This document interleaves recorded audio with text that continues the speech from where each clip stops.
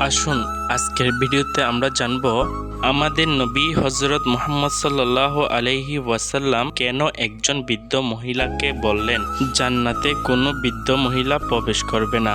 এখন প্রশ্ন হতে পারে, আমাদের নানু দাদু যারা বৃদ্ধ হয়ে মারা গিয়েছেন তারা কি জান্নাতে যাবেন না? চলুন আর দেরি না করে ভিডিওটি শুরু করা যাক।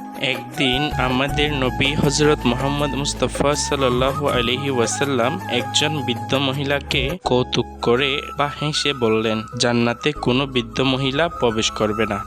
তখন বৃদ্ধ মহিলাটি আমাদের নবী হযরত মুহাম্মদ সাল্লাল্লাহু আলাইহি ওয়াসাল্লামের কাছে প্রশ্ন করলেন, ইয়া রাসূলুল্লাহ, কেন বৃদ্ধরা বেহেশতে প্রবেশ করতে পারবে না? অথচ এই মহিলাটি আল্লাহর অনেক ইবাদত করতেন, বেশি বেশি কোরআন শরীফ তেলাওয়াত করতেন। তখন আমাদের নবী হযরত মুহাম্মদ মুস্তাফা সাল্লাল্লাহু আলাইহি ওয়াসাল্লাম মুস্কি হেসে বললেন, তুমি কি কোরআনের আয়াত পাঠ করনি যে আল্লাহ তাআলা বলেছেন, আমি নারীদেরকে পুনরায় সৃষ্টি করব এবং তাদের সকলকে কুমারী বানাবো? এই হাদিসটি হযরত আনাস রাদিয়াল্লাহু তাআলা আনহু বর্ণনা করেছেন। এই রকম আরো নতুন নতুন ভিডিও পেতে রায়হানস মিডিয়া চ্যানেলটি সাবস্ক্রাইব করুন এবং পাশে আসা বেল আইকনে ক্লিক করে সাথে থাকুন, যাতে নতুন কোনো ভিডিও পোস্ট করার সাথে সাথে আপনার কাছে নোটিফিকেশন পৌঁছায়। ধন্যবাদ এতক্ষণ পর্যন্ত সাথে থাকার জন্য।